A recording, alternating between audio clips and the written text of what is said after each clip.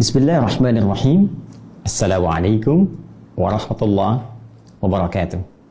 Dalam pembahasan kali ini, kita akan turunkan satu amalan menarik yang hanya dihadirkan saat Ramadan, setahun sekali ibadahnya, yang bila sempurna kita tunaikan, Allah berkenan menggugurkan perbuatan-perbuatan buruk ya, yang tadi bisa merusak pahala puasa kita. Apa ibadah itu? Dengan cepat kita akan kaji dan kita turunkan analisisnya, yang sebagian kita telah tuliskan dari perangkat papan tulis yang kita coba tampilkan. Ibadah dimaksud yaitu zakat fitri, atau sebagian menyebutnya dengan fitrah.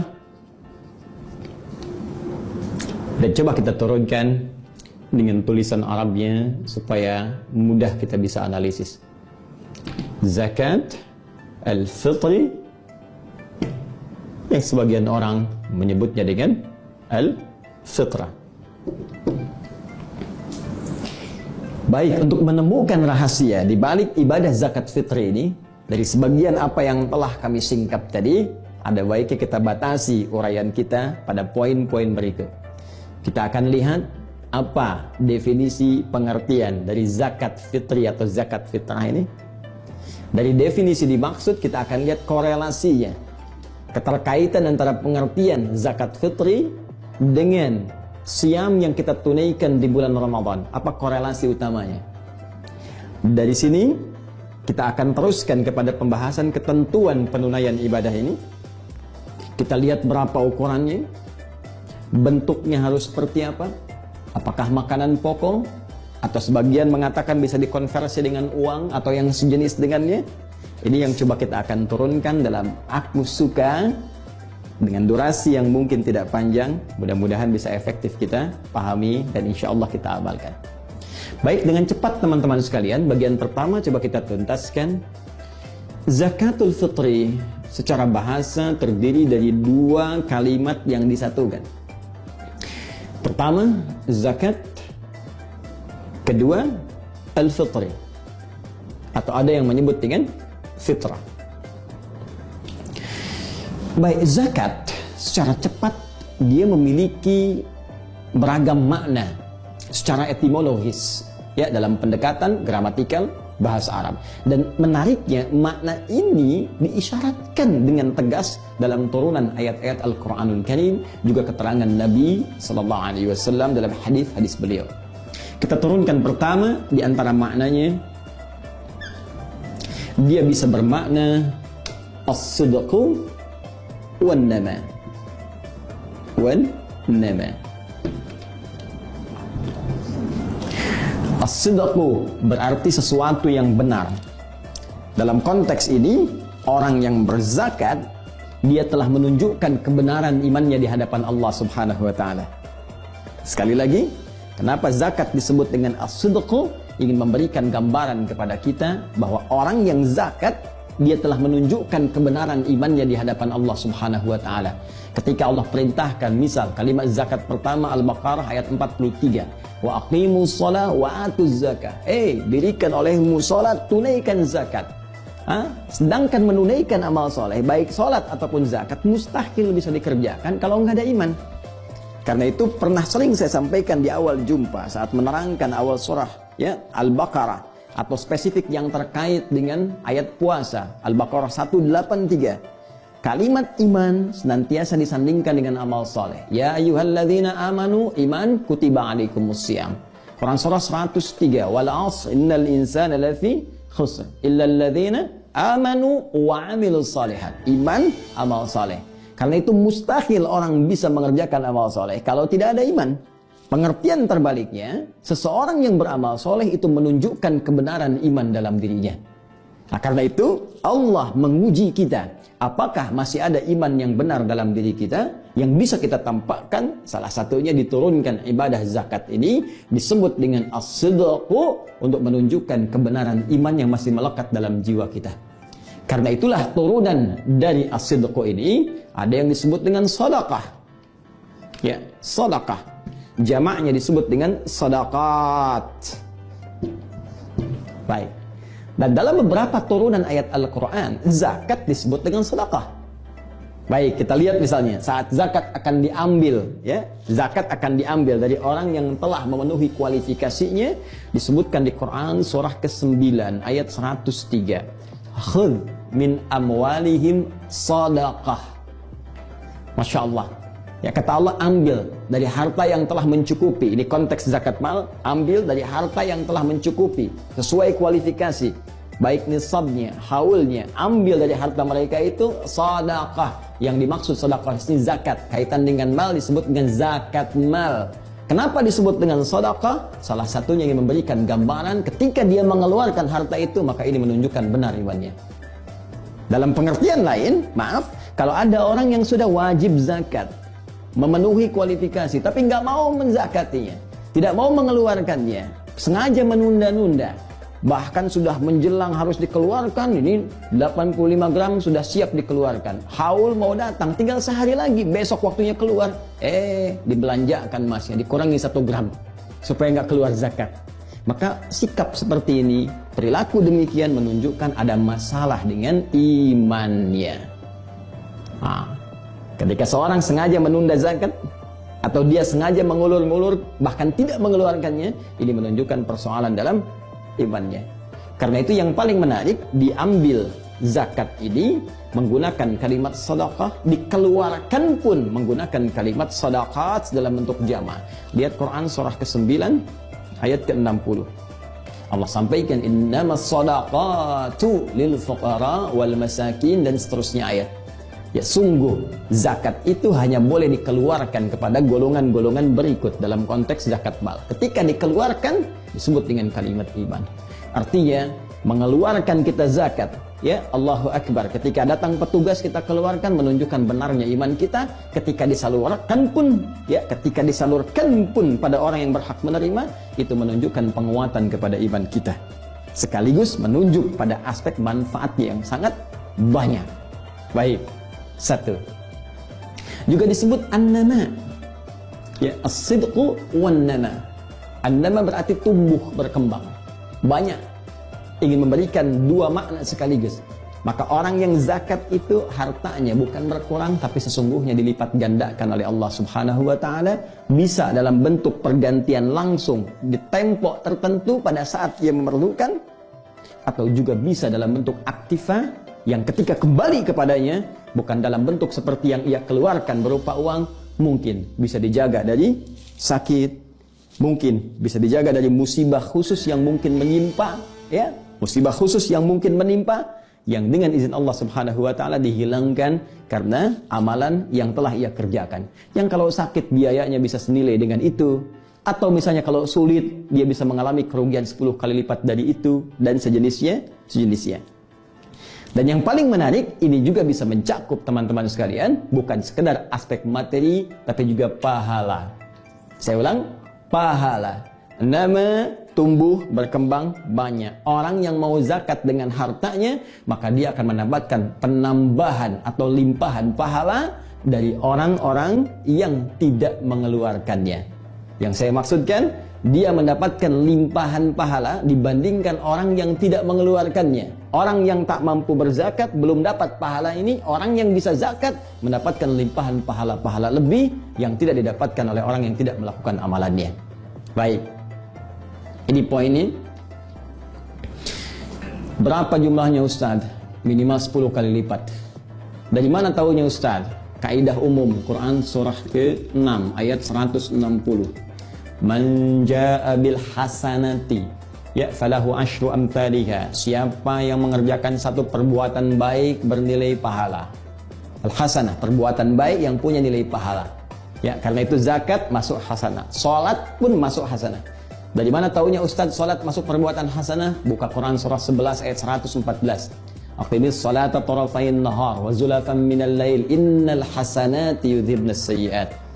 Ya, tunaikan salat pada saat di kedua waktu-waktu siang, ya, baik itu zuhur kemudian ke asar, kemudian sampai dengan ke malam sampai ke subuhnya. Sungguh jika engkau tunaikan salat-salat itulah perbuatan hasanat yang antara salat satu kedua bisa menggugurkan dosa-dosa kecil yang pernah dikerjakan, ya, selain dosa-dosa besar atau al-kabair. Salat disebut hasanah, zakat disebut hasanah, kaidah satu hasanah sama dengan 10 kebaikan. Man jaa bil hasanati, siapa yang mengerjakan satu kebaikan, falahu asyru amthaliha, mendapatkan 10 kali lipat dari apa yang pernah ia kerjakan. Paling minimal. Kalau masuk kategori infak, ya kaitan dengan harta, bisa jadi berlipat sampai 700 kali lipat, paling minimal. Itu ada di Quran surah ke-2 ayat 261. Ya. Masalul ladzina yunfiquna amwalahum fi sabilillah kamathali habbatin ambatat sab'a sanabil fi kulli sumbulatin mi'atu habbah wallahu yudha'ifu liman yasha' wallahu wasi'un 'alim. Perumpamaan orang mau berinfak di jalan Allah seperti menanam satu benih, tumbuh 7 tangkai, setiap tangkai punya 100 butir lagi, 1 kali 7 kali 100, 700 kali lipat, itu minimal. Dan kata Allah, wallahu yudha'ifu liman yasha. Kalau kamu tak berhitung, aku lipat gandakan tanpa hitungan pada siapa yang dikehendaki. Nanti akan terlihat saat kita akan berpulang kepada Allah, akan kelihatan. Terlihat pahala infak kita, terlihat pahala zakat kita di hadapan Allah Subhanahu wa taala. Makna yang pertama. Dua, teman-teman, ini bisa berarti pula at-tathhir atau at-taharah. At-tathhir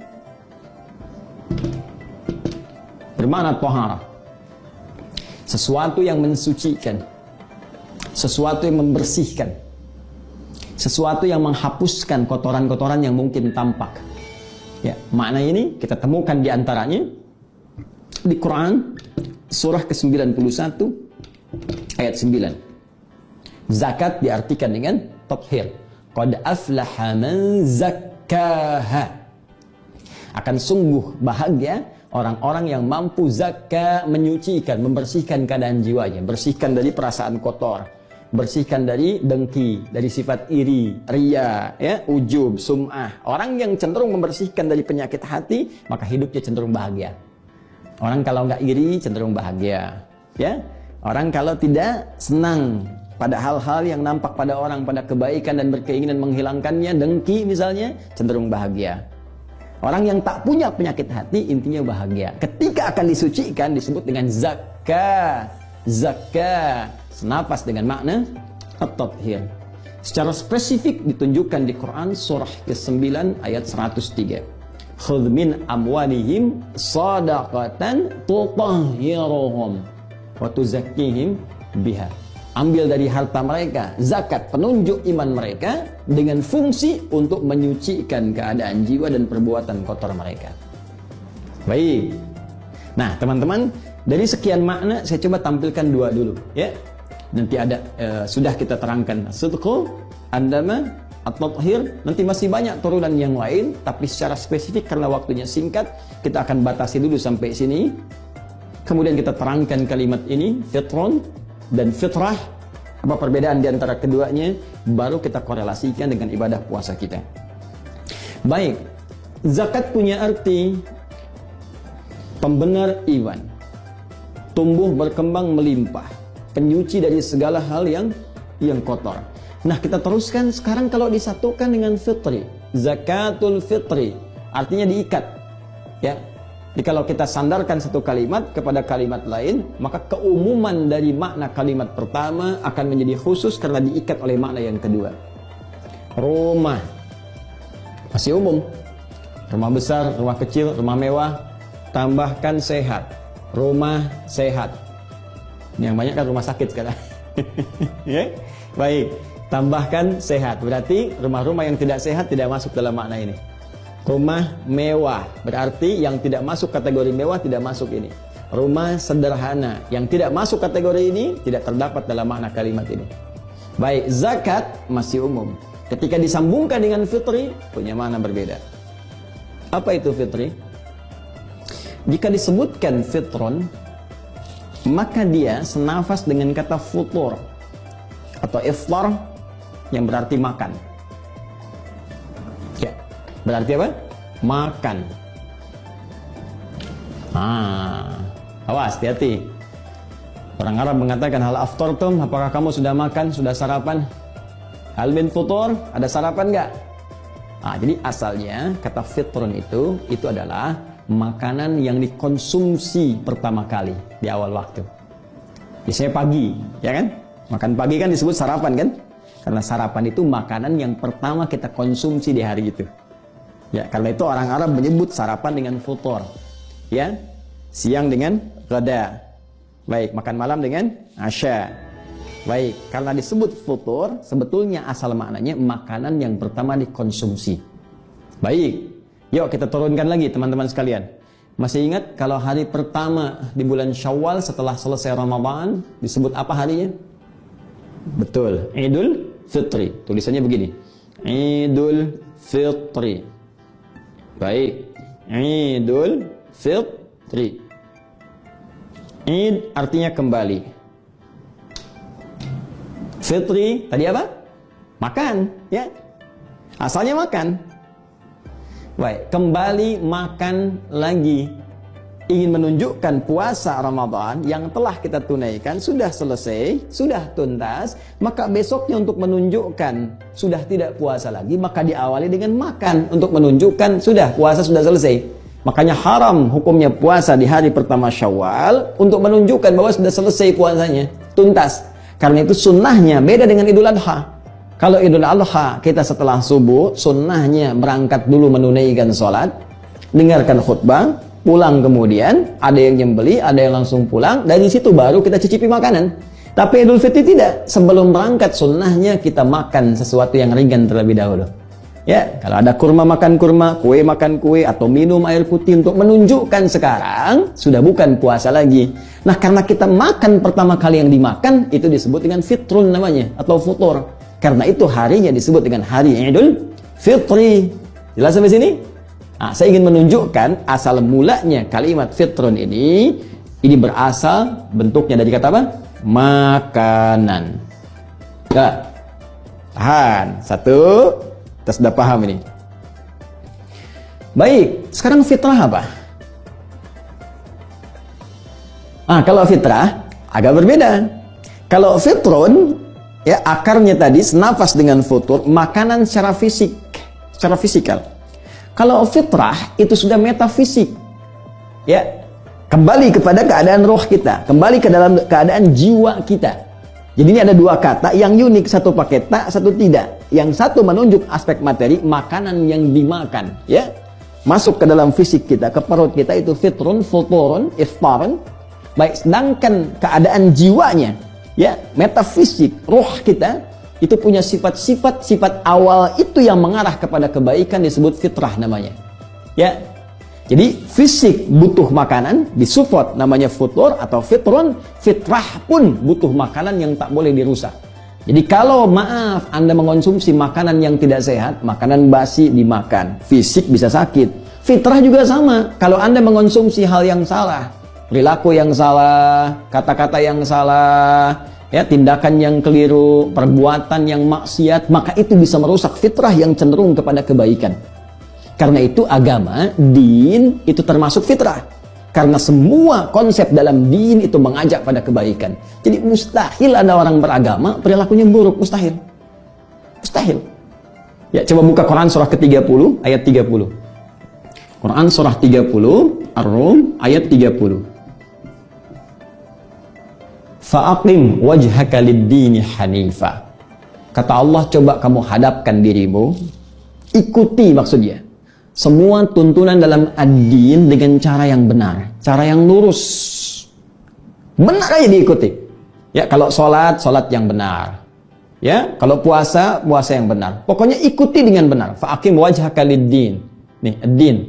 Apa itu ad-din, Ustaz? Ya, apa itu ad-din? Ditafsir di Quran surah ketiga ayat 19.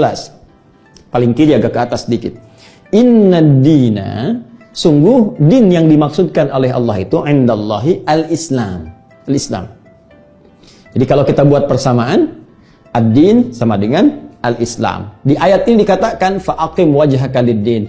Kamu hadapkan dirimu, tunaikan ketentuan ad-din dengan benar. Apa maksudnya? Islam. Bahasa singkatnya coba berislam dengan benar.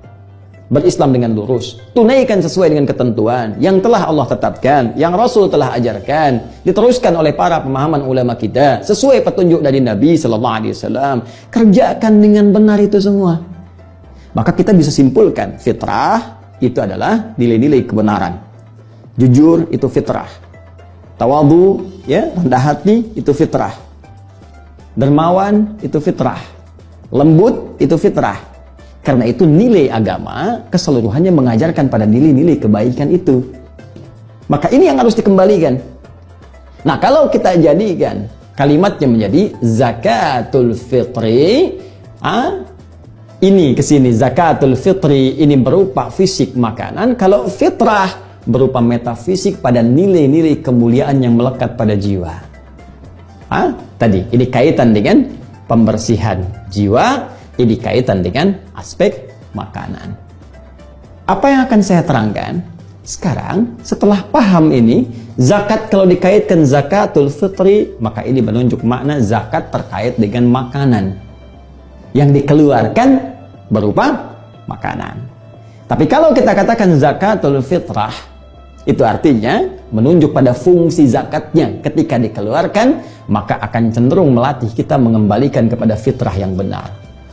Ya, membersihkan. Zakat bermakna membersihkan, tathhir, ini tadi.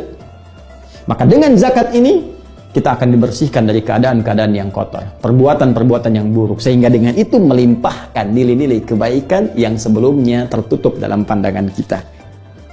Baik, kalau sudah paham ini, yuk kita kaitkan dengan bagian kedua, apa korelasi zakat fitri dengan zakat fitrah serta hubungannya dengan siam Ramadan. Baik, sebelum ke sana, ayo kita simpulkan dulu sebentar. Jadi kalau ada yang menyebutkan zakat fitri itu benar, kaitan dengan bentuk objek pengeluarannya, materinya. Kalau disebutkan zakat fitrah juga nilainya benar jika ingin dimaksudkan pada fungsi spiritualnya, metafisiknya terkait dengan pengembalian pada kesucian jiwa. Baik, sama saja dengan begini, Idul Fitri, Idul Fitrah. Cuma kan jarang ada yang menyebut Idul Fitrah. Adanya apa? Idul Fitri. Nanti kita lihat. Yuk cepat.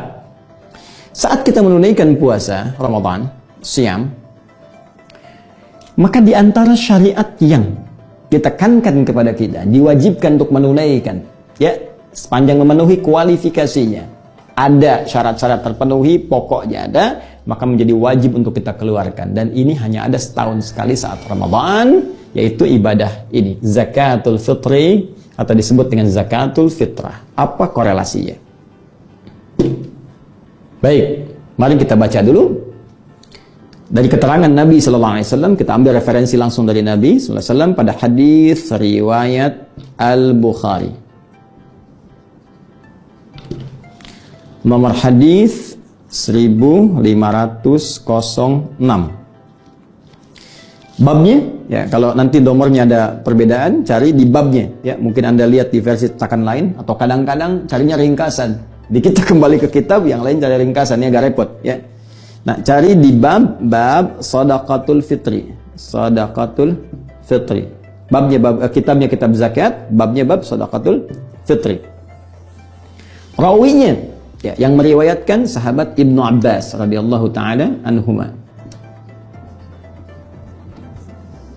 Qala, beliau menyampaikan, qala Rasulullah sallallahu alaihi wasallam. Ya, disampaikan Rasulullah sallallahu alaihi wasallam pernah bersabda. Bahkan beliau sendiri yang menginformasikan. Farada Rasulullah sallallahu alaihi wasallam. Rasulullah sallallahu alaihi wasallam pernah ya menyampaikan kepada kami tentang kewajiban zakatul fitri. Kalimat nabinya langsung menyebutkan zakat fitri. Ini. Awas, hati-hati. Hati-hati. Saya ulang, hati-hati, hati-hati, hati-hati. Ketika tadi saya jelaskan di awal perbedaan antara zakat fitri dengan zakat fitrah dari segi fungsi makna, dan hadis di sini menyebutkan kalimatnya dengan fitri. Farada Rasulullah sallallahu alaihi wasallam zakatul fitri. Ya, Rasulullah sallallahu alaihi wasallam pernah menyampaikan kepada kami tentang kewajiban zakat fitri. Apa artinya? Jumhur ulama membaca artinya kewajiban zakat ini diikat pengeluarannya dengan menggunakan makanan. Ini poinnya. Jelas ya? Wa tu'matan lil masakin. Dan ini jadi bahan pokok makanan untuk orang miskin. Ya. Makanan untuk orang miskin. Jadi jelas disebutkan kalimat oleh Nabi SAW. Kalimat pertama zakat fitri, yang kedua tugas pokoknya, fungsi pokoknya dari sini Ya, secara spiritual dia bisa menggugurkan kotoran-kotoran yang menempel dalam jiwa kita, dihilangkan, hilangkan. Baik, satu itu, bersihkan. Yang kedua, fungsi materialnya, dia bisa menjadi bahan pokok bagi orang miskin. Kenapa? Untuk mendapat makanan. Kenapa perlu dapat makanan? Untuk persiapan ini Idul Fitri. Jangan lupa, Idul Fitri itu kan di antara penandanya mesti makan. Ya, untuk menunjukkan puasa itu sudah tidak ada lagi. Ramadan sudah selesai. Tapi tahukah Anda, ada sementara orang yang nggak menemukan makanan. Bagaimana cara dia menunjukkan? Bagaimana cara dia menerangkan kalau puasa sudah usai, sementara makanannya nggak ada? Jelas? Saya pernah ditanya, satu masa ada sebuah kisah. Seorang anak, ya disampaikan, Allahu Akbar, saat dia mau Idul Fitri, ya ditanya, datang dia, kenapa? Ya, kayaknya besok saya masih puasa Pak. Masya Allah, orangnya baik, soleh, rajin. Kok masih puasa? Kenapa? Ya kayaknya pengen puasa saja.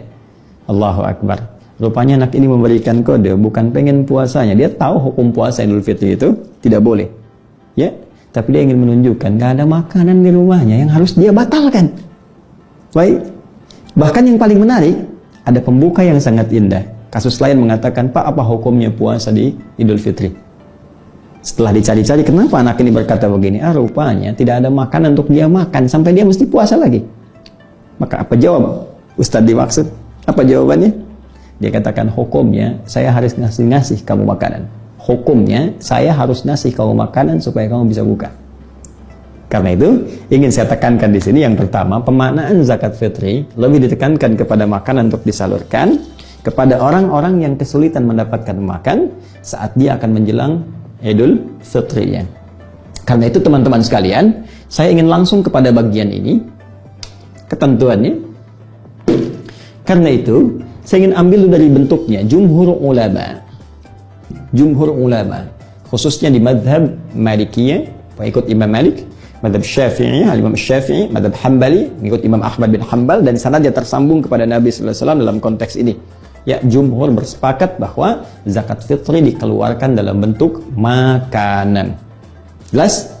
Karena tujuan pokoknya untuk memberikan kesempatan pada orang yang tak dapat makanan supaya bisa makan dan membatalkan puasanya saat masuk hari raya itu. Jadi dalam konteks ini, panitia penerimaan kalau ingin ikut yang jumhur ini, Anda bisa saja dari orang yang zakat, mau ngasih zakat fitri, bisa Anda terima dalam bentuk uang, tapi saat dikeluarkan kepada orang yang memerlukan itu, sesuai kualifikasi hadis, tu'matan lil masakin, diberikan pada orang yang kesulitan mendapat makanan, maka keluarkan dalam bentuk makanan.